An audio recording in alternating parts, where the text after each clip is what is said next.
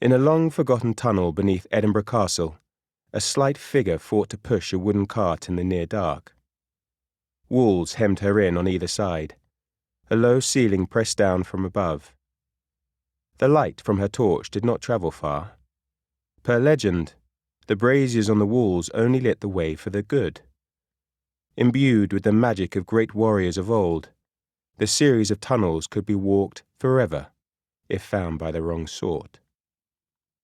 The braziers did not light for this monster. She belonged in the dark. The cart's front wheel caught on a stone and nearly took her with it as it threatened to keel over. After righting it with much difficulty, she panted her way onward, sweaty with the exertion required to drive the large bed. She didn't allow herself to consider how she'd manage the return trip.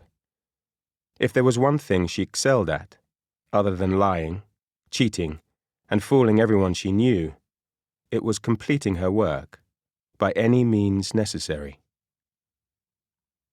A pause, a change in direction, as she ploughed ahead, sure of her destination.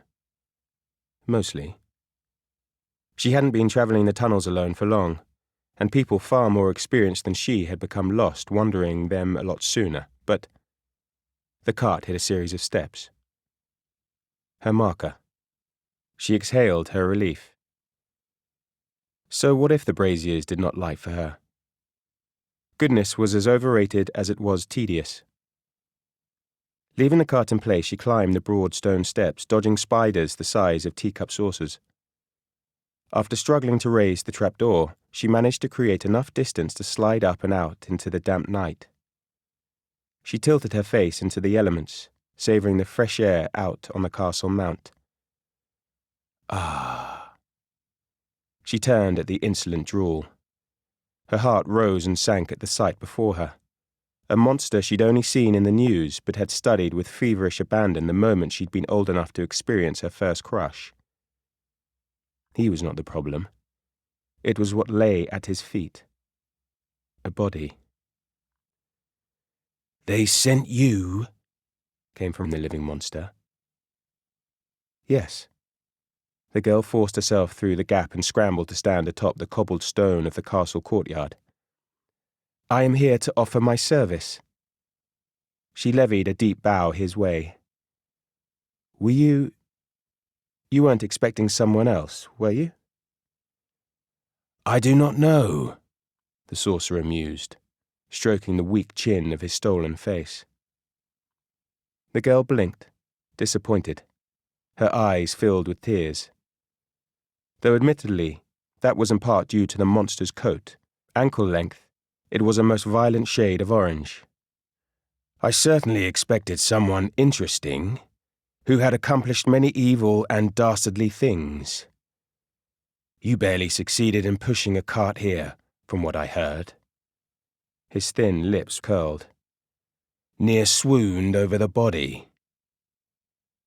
The guard, judging by his uniform, human, lay sprawled on his front. It wasn't a flattering pose. One of his legs was hiked up.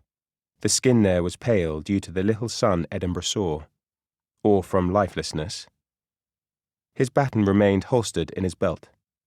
Later, when the mortal police arrived too late to thwart this crime, and certainly too late to prevent those that would follow, it would be clear that between unsheathing his weapon and standing his ground to fight, the guard had chosen the coward's catch-all, running.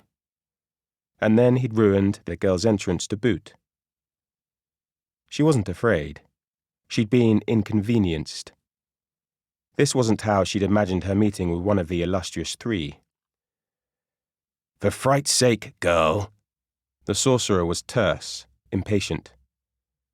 "Are you sure you can do this?" She stood taller, thrust her shoulders back. "Of course, So?" She was afraid to ask, "So what?" She was afraid to say that she hadn't finished speaking. She was just downright afraid. "So?" the sorcerer whispered again, the single word as cruel as a slap across the face the second time around. "What is the boy's address? Where have the terrors secreted him away?"